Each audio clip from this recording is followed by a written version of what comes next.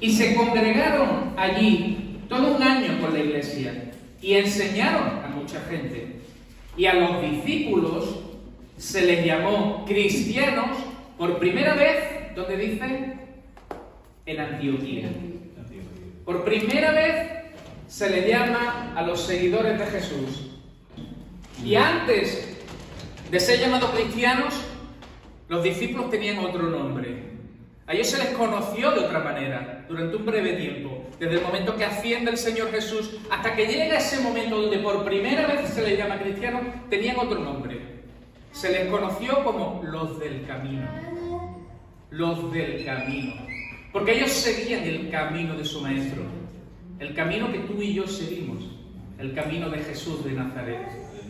Aquel que dijo, yo soy el camino, la verdad y la vida. Nadie viene al Padre sino por mí. Cristianos. Yo no sé si tú te sientes orgulloso de ese nombre hoy día, pero yo sí. Cristianos se les llamó por primera vez. Y en Hechos 1, el Señor Jesús, después de haber resucitado, se presenta a varios y a sus discípulos les da una orden sencilla, clara, concreta. De la misma forma que nos la da a nosotros, pero a veces nuestra mente humana malinterpreta las órdenes.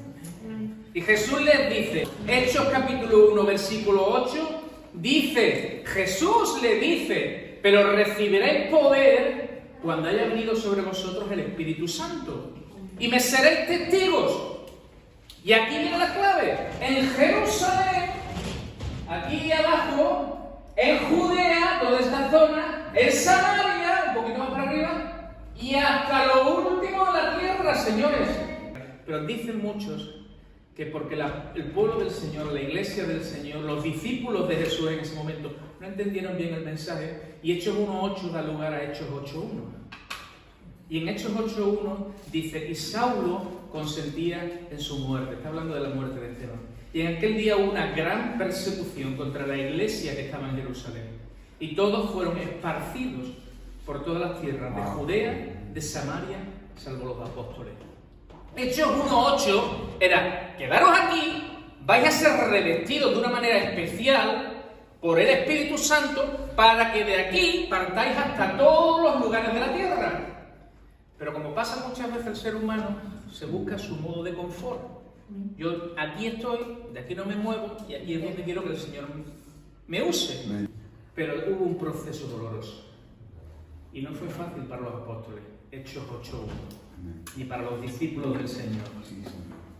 Y se les llamó por primera vez cristianos. Desde el capítulo 1 hasta el capítulo 11 de Hechos de los Apóstoles, en el capítulo 1 el Señor asciende. En el capítulo 2, el Espíritu Santo desciende y los reviste de poder. Y allí ocurre algo extraordinario en Pentecostés. Y aquello hay una manifestación increíble del Espíritu Santo y del poder del Espíritu Santo. A partir de ese momento, capítulo 3 de Hechos, Pedro y Juan van por un lugar, se encuentran en la puerta de la Hermosa con uno y le dicen, mira, no tengo dinero, pero como no tengo ni plata ni oro, en el nombre de Jesús, levántate. Mira si tenían algo poderoso, que era el Espíritu Santo con ellos para hacer el milagro. No por lo que eran ellos. Hace solo 3 capítulos atrás eran unos pobres hombres que no sabían ni dónde estaban. Y habían estado 3 años con Jesús. Y andaban más perdidos que... Pues igual que tú y yo muchas veces andamos perdidos. Y menospreciamos el poder del Espíritu Santo en nuestras vidas. Pero con el poder del Espíritu Santo esos 2 hombres hicieron un milagro. No ellos, el poder del Espíritu Santo, la obra de Dios por medio de ellos. Y es el mismo Espíritu Santo, y hoy está en ti y en mí. El mismo, porque Dios es eterno, el Espíritu Santo también. Y después del capítulo 3 comienza a crecer la iglesia y nombran diáconos. Y mira qué cosa, el que servía el café, hermana, cuando nos preparas el cafelito, no lo veo, cuando nos preparas el cafelito, el que servía el café, Esteban, hizo milagros, se convertía la gente con él. No era el apóstol Esteban, ni era el diácono, el que servía el café, el que preparaba todos los quieres, con leche o solo. ¿Quiere una tostadita? Ese era usado por el Espíritu Santo con poder. Al punto, y no te deseo lo mismo, hermana, pero a Esteban lo terminan apedreando. Pero ahí, en ese momento, en medio de la muerte, en el momento en que lo están apedreando, él ve la gloria de Dios. Y muchos se convirtieron por la obra de Esteban.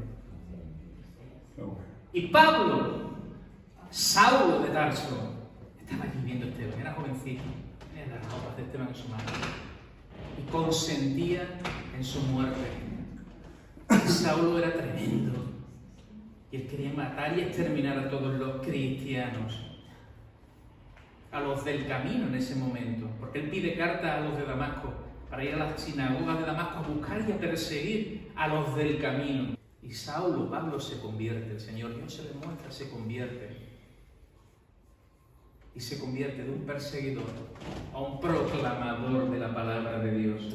Pedro también tenía que ser transformado, porque Pedro tenía una mente muy judía. Y Pedro se pensaba que solo el Evangelio era para los judíos. Y Dios lo tiene que llevar a la casa de Cornelio. Y allí ver también la manifestación del Espíritu Santo en los gentiles. Pero esto ¿cómo es?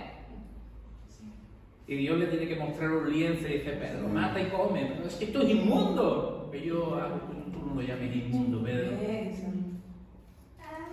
Es Dios manifestándose a los discípulos y diciéndole, el Evangelio es para toda criatura. Y llegamos al capítulo 11. Y comienza el capítulo 11, versículos desde el 19 hasta el 26. Y yo necesitaba este contexto para que entendierais cómo comienza el capítulo 11. Capítulo 11, versículo 19 hasta el 26 dice así. Ahora bien, los que habían sido esparcidos, Hechos 8:1, por causa de la persecución de Saulo, los que habían sido esparcidos a causa de la persecución que hubo con motivo de Esteban, ¿recordáis el diácono, el que sirve los cafés? Muere apedreado. Y los discípulos son esparcidos, pasaron hasta Fenicia, Chipre y Antioquía, no hablando a nadie la palabra. Te lo repito, cabezones, no hablando a nadie la palabra, sino solo a los judíos. Versículo 20, pero había entre ellos unos varones de Chipre y de Cirene, los cuales, cuando entraron en Antioquía, un título rojo que antes veíamos, hablaron también a los griegos, anunciando el Evangelio del Señor Jesús. Y la mano del Señor estaba con ellos. Y gran número creyó y se convirtió al Señor. Llegó la noticia de estas cosas a uno de la iglesia que estaba en Jerusalén. Y enviaron a Bernabé que fuese hasta Antioquía. Cuando llegó y vio la gracia de Dios, se regocijó y exhortó a todos los que con propósito de corazón permaneciesen fieles al Señor.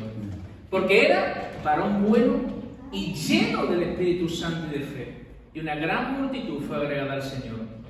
Después fue Bernabé a Tarso a buscar a Saulo. Y hallándole le trajo a Antioquía.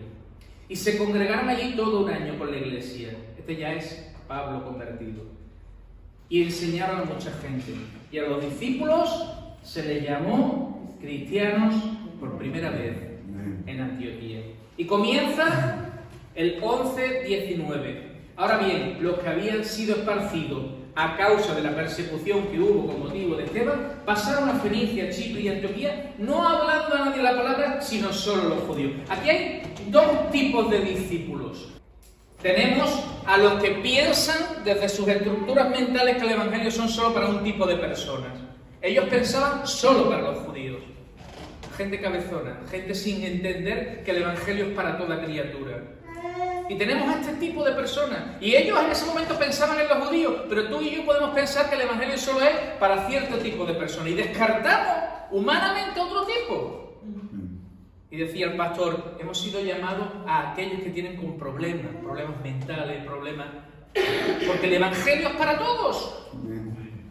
Y lo fácil es ir a los que creemos, que son los que podemos hablarle y nos entienden. Y los comprendemos y nos sentimos allegados a ellos, pero el Evangelio de Jesús es para todos. Y los discípulos, este tipo de personas, dicen que solo predicaban a los judíos, no le hablaban a nadie más. No habían entendido el mensaje. Y el Señor le había dicho, id y predicad a toda criatura. Así que tenemos este grupo de personas cerrados en su mente que piensan que el Evangelio es solo para los judíos. Y no se dan cuenta que el Evangelio es para todos. Y lo repetiré hoy 1000 veces. Porque Dios tiene que poner en tu corazón qué tipo de persona al que tú te tienes que dirigir. Y si Dios ha permitido ciertas circunstancias en tu vida, es porque hay personas que van a ser consoladas con el consuelo con que tú ahora estás siendo consolado.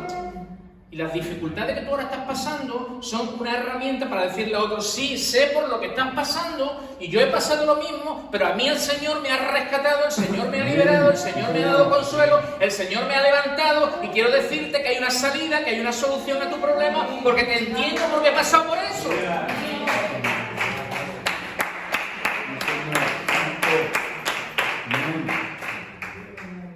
Tú dirás, ¿quién soy yo? No eres tú, es Dios en ti, es el Espíritu Santo en ti. Y tú te sentirás insignificante, pero no eres el portavoz del Evangelio. Si te sientes orgulloso de ser cristiano, un cristiano es alguien que sigue a Cristo.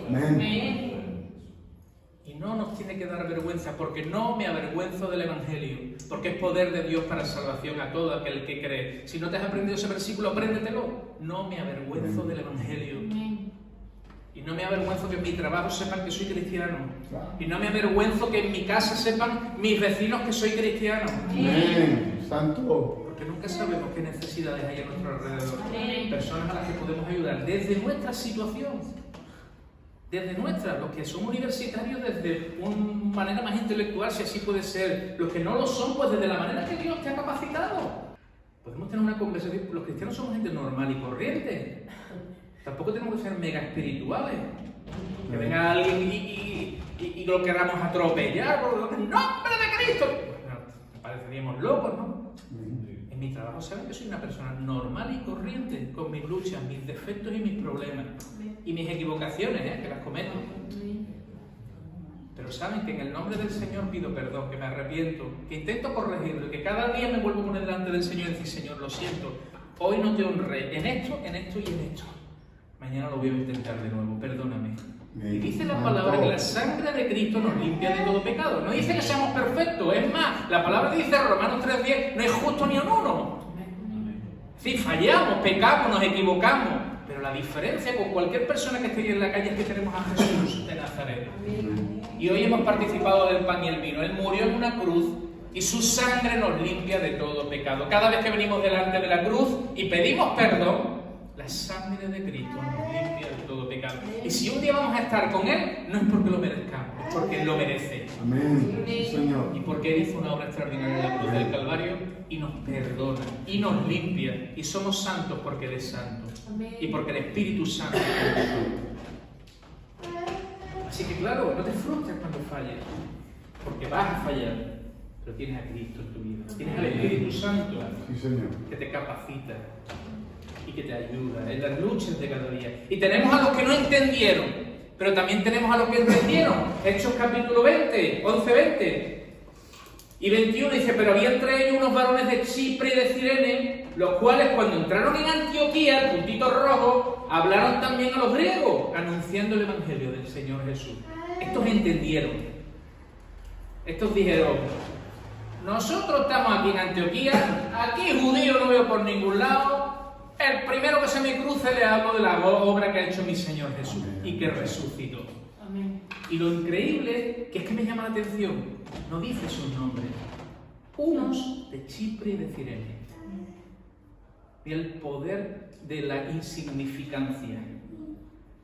A Dios no le importan los títulos. Yo soy Ángel de Antioquía, ¿no? Yo soy un servidor del Señor. Y no importa que aquí esté escrito mi nombre o no, mientras esté escrito en el libro de la vida. Unos de Chipre y de Cirene iban predicando la palabra a todo el que se cruzaba. Y dice, y la mano del Señor, versículo 21, estaba con ellos. Y un gran número, no pequeño, gran número creyó y se convirtió al Señor. Estos entendieron. Estos dijeron, Señor, estamos pasando por una situación que no entendemos, vivíamos en Jerusalén, hemos sido perseguidos, nos hemos tenido que mover de nuestra tierra, aquí donde tú nos has plantado, Señor, aquí donde ahora mismo estamos, aquí voy a compartir de mi fe, con el que pueda. Y un gran número creyó y se convirtió al Señor. Los de Chipre y los de Cirene. Increíble. Ellos entendieron el mensaje del Evangelio. Ve y comparte a toda criatura. al que el Señor ponga en tu camino, con inteligencia, con sabiduría, con honestidad. Pero comparte del Evangelio, porque no me avergüenzo del Evangelio. Y aparte de estos dos, aquí sí hay un nombre que sí quiero destacar hoy, y es el nombre de Bernabé. Pero ¿quién era Bernabé? Quiero retroceder otra vez un pasito para atrás. Hechos capítulo 4, versículo 36. Y José, Bernabé tenía otro nombre, José, un levita natural de Chipre, a quien también los apóstoles llamaban Bernabé, Hechos capítulo 4, versículo 36, que traducido significa hijo de consolación, poseía un campo y lo vendió. Trajo el dinero y lo depositó a los pies de los apóstoles. Bernabé es alguien que se convierte al Señor. En aquel entonces la iglesia del Señor andaba muy escasa de todo. Estaba comenzando la iglesia. No tenían de nada y en aquel entonces dice la palabra que ponían todo en común. Bernabé es un hombre que dice, mira, yo lo único que tengo es este campito. Tengo este campito que yo tenía lechuguitas, que tenía tomatitos y que tenía cosas, pero lo voy a vender, lo vendo y lo pongo al servicio de lo que el Señor quiere hacer. Un simple hombre que puso su corazón y dispuso su corazón para servir a la iglesia del Señor que estaba en ese momento incipiante, comenzando. Y todos ponían en común, todos, no era él solo, todos ponían en común lo que tenían para que el Señor hiciera la obra. Ese corazón, ese hombre, Bernabé, es el que los mismos apóstoles dicen, mira, no tenemos otro mejor con un corazón más puro que este hombre para mandarlo a ver qué es lo que está pasando allí en Antioquía. No mandaron al más ilustrado, no mandaron al más preparado, no mandaron al que tenía un corazón por y para Dios. Y dijeron, ven a ver qué está pasando y nos cuentas. Este es el Bernabé que va allí. El que va allí se regocija y se alegra porque era un hombre humilde, un hombre que se alegra con el bien de los demás, un hombre que dice, Señor, yo quiero ser partícipe de esto, y lo fue. Porque este Bernabé no solo hizo eso, sino que este Bernabé, hay un pasaje en Hechos capítulo 9, versículo 26, que dice, cuando llegó a Jerusalén, trataba de juntarse con los discípulos, pero todos le tenían miedo, no creyendo que fuese discípulo. ¿De quién hablaba? De Pablo.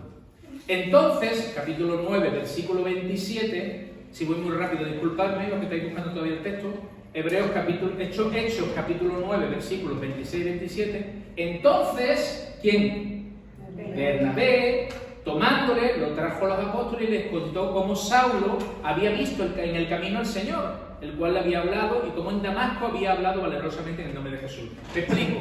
Bernabé no solo tenía un corazón dispuesto para ofrecer todo lo que tuviera, sino que Bernabé es el instrumento que usa Dios para coger a Saulo, que se acaba de convertir y que todo el mundo le tiene miedo, y dice, hermanos, que os voy a presentar a un amigo que tengo. Puedes entrar. Y cuando entra Saulo, tú imagínate, te has cagado de miedo, porque Saulo había matado a cristianos, había estado persiguiendo a la iglesia. Y Bernabé es el intercesor para presentar a Saulo, convertido al Señor, al resto de los hermanos en la fe. Era un intercesor, era un intermediario, era un hombre que traía consolación, era un hombre que traía paz en medio de las dificultades y en medio de la lucha. ¿Eres tú uno que trae paz entre conflictos entre hermanos? ¿O eres el que aviva el conflicto? Porque Bernabé lo que hizo fue reducir el conflicto, hermano, confiar. El Señor lo ha tocado, Dios lo ha transformado. Y es el principio, fíjate lo importante que fue Bernabé. Sin Bernabé, puede ser que Saulo, aun a pesar de haberse convertido al Señor, nunca hubiera tenido contacto con la iglesia del Señor, con la iglesia en Jerusalén, con el resto de apóstoles. Y sin embargo, por la obra de Bernabé, que lo presenta y le dice, confiad, Dios lo ha tocado, Dios lo ha transformado, creedlo, no a mí, al Señor. Y a partir de ahí comienza la primera obra gentil.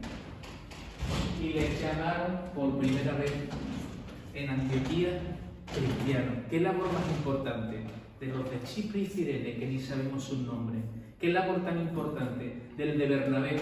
No fueron los apóstoles, no fueron La iglesia gentil, lo que hoy somos nosotros, procede de grandes desconocidos, de herramientas del Señor que eran insignificantes en ese momento, humanamente hablando, pero poderosas divinamente hablando, porque tenían un corazón por y para Dios.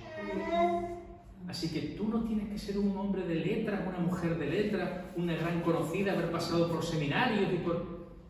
Tú eres una hija de Dios, tú eres cristiana y tienes el poder del Espíritu Santo en ti. Puedes compartir el Evangelio con quien tú quieras, porque tú no sabes lo importante que tú eres para Dios. Amén. Sí, Señor. Lo eres y mucho. Y tú te ves insignificante, nos vemos insignificantes. Yo sé, hermano, que muchas veces nos miramos y ¿qué puedo decir yo? ¿Y qué puedo hablar yo? ¿Y a quién le voy a hablar yo? ¿Y qué le voy a contar si mira mi vida? ¿Qué van a decir? Y Dios te dice, no mires lo que tú eres, mira lo que yo puedo hacer por medio de ti. Porque nos sentimos así. Señor, si ellos conocen cuántas veces fallé, si ellos saben cómo hablé, y Dios dice, no te equivoques, soy yo por medio de ti. Podía haber usado a Mateo, a Marcos, podía haber usado a grandes apóstoles, podía haber usado a quien me hubiera dado la gana para comenzar la primera iglesia gentil. Pero uso a una de Chipre y Cirene, que no hace falta que os diga los nombres, están ahora en el cielo con el Señor. Y Dios, Jesús, sabe quién son. Y ojalá algún día nos lo encontremos. Y nos digan, yo soy el de Chipre y el de Cirene. Hola, ¿qué tal? Y a Bernabé, un hombre con un corazón abierto para servir al Señor. Y Dios dice, este corazón es el que quiero para mí. Con sus defectos, mira lo que decía de David, un hombre conforme al corazón de Dios. Y mató, asesinó, engañó, se acostó con una mujer que no era la suya. Y tú dices, conforme al corazón de Dios. Pues eres un hombre conforme al corazón de Dios. Eres una mujer conforme al corazón de Dios con tus fallos, tus defectos, tus inseguridades, todo lo que tú piensas que yo para que... ¿Qué puedo yo ofrecer? Mucho. Puedo ofrecer al Cristo de esta cruz. Mucho. Y Dios te puede usar mucho. Te quiere usar mucho. Ahora hay algo que yo quiero finalizar con esto. Muy importante que tenía Bernabé. Muy importante que tenía Bernabé. Porque quiero retraerme otra vez al principio. Santo. Hechos capítulo 11, versículo 24. Dice, porque este varón era un varón bueno, y aquí viene la clave por la cual Dios lo usa, lleno del Espíritu Santo y de fe. Y yo me he traído esto hoy, porque yo quiero que entendamos esto. En nuestra vida, imaginemos que esta es nuestra vida. En nuestra vida pueden entrar muchas cosas. Cosas buenas. Algunas son cosas buenas. Honestidad, humildad. En nuestra vida entran cosas buenas que agradan al Señor. Tú tienes cosas buenas que agradan al Señor. Amor por tu familia. Eres trabajadora, eres trabajador. Honras al Señor con tu trabajo. Cosas buenas que entran en nuestra vida, cosas de peso. Pero a veces, muchas veces, dejamos que en nuestra vida entren cosas no tan buenas. Comienzan las inseguridades. A veces dudamos de nosotros mismos, de la capacidad que tenemos de poder compartir del Señor. Las angustias, los temores, los miedos por la noche, qué pasará, cómo saldremos adelante este mes, yo no sé todo lo malo que hay en tu vida, tus pecados, los aparentes y los ocultos que solo sabes tú y el Señor. Y entran en tu vida.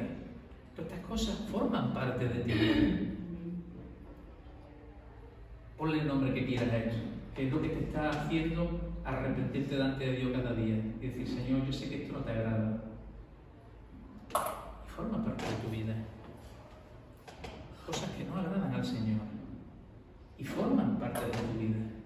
Y tu vida está llena de muchas cosas, algunas buenas y muchas no tan buenas. Muchas no tan buenas. Pero había una cosa fundamental en Bernabé, que no era perfecto. No era perfecto, como no lo eres tú ni lo soy yo. Pero hay una cosa fundamental en Bernabé. Un hombre que no era perfecto. Dice que estaba lleno del Espíritu Santo. La palabra de Dios nos dice que seamos llenos del Espíritu Santo. Hay un texto que dice en Efesios 5:18, no os embriaguéis con vino, en lo cual hay disolución. Antes bien, sed llenos del Espíritu Santo. Porque cuando hablamos de evangelismo, podemos poner muchas herramientas humanas que son necesarias, organización, aprendemos hacemos muchas cosas que no son malas, pero que hay un ingrediente fundamental para que las personas se conviertan al Señor. Y es la llenura del Espíritu, porque es el Espíritu el que hace que las personas se conviertan, no nosotros, no nuestros argumentos humanos, sino el Espíritu Santo obrando por medio de nosotros. Y Bernabé era un hombre lleno del Espíritu Santo. De manera que cuando tú empiezas una vida de oración, de búsqueda del Señor, empieza el Espíritu Santo que estaba contrastado en tu vida a llenar tu vida. Y sigues llenando, y Señor, y vienes a la iglesia los domingos, y escuchas la palabra, y sigues. Y a medida que el Espíritu Santo va llenando tu vida, hay cosas que se quedan en el fondo, que son las buenas, las que agradan al Señor. Pero hay otras que empiezan a flotar, que empiezan a ir subir hacia arriba. Cosas que el Señor decía, no, esto lo tengo que quitar de tu vida. Y sigues llenándote, Señor, una vida de oración, Señor, me entrego a ti, Señor, quiero ser usado. Y a medida que el Espíritu Santo te va llenando, y llenando, y llenando, y llenando, comienzan a desaparecer cosas en tu vida que no agradaban a Dios, cosas que no estaban. Y dice la palabra que esta llenura, usa una palabra griega que se llama pleró, y es una llenura rebosante. De manera que todo lo que estaba impidiendo al Señor que tú seas usado, va desapareciendo y va rebosando una y otra cosa, hasta el punto de estar completamente llenos del Espíritu Santo, con todo lo que a Dios le agrada. Dios nos está pidiendo, mi hermano y mi hermana, que nos llenemos constantemente una y otra vez de su Espíritu. Porque esta llenura es la que va a hacer que todo lo que no está agradando al Señor desaparezca de tu vida. Pero si no tienes el poder del Espíritu Santo, vas a seguir obrando en los argumentos humanos. Y puedo decirte, mi esposa está aquí, que yo soy un hombre muy racional y que me cuesta horrores llenarme del Espíritu. Me cuesta horrores. Y lo digo aquí públicamente, se está grabando públicamente. Y mi esposa es una mujer que constantemente busca el poder del Espíritu. Y yo le digo, Señor, lléname, lléname. Y poco a poco he tenido que aprender, y estoy en proceso de aprendizaje. Lléname, para que la manifestación del poder del Espíritu sea la que obre en la línea de la Concepción, en Algeciras, en Cádiz, en España y hasta lo último de la tierra, donde tú nos quieras enviar, Señor. Hoy te estoy diciendo que Bernabé era lo que era porque estaba lleno del Espíritu Santo, que las personas se convirtieron porque estaban llenos del Espíritu Santo y que necesitan la llenura del Espíritu Santo en tu vida. Porque sin eso solo te vas a mover en herramientas y argumentos humanos. Cierra tus ojos.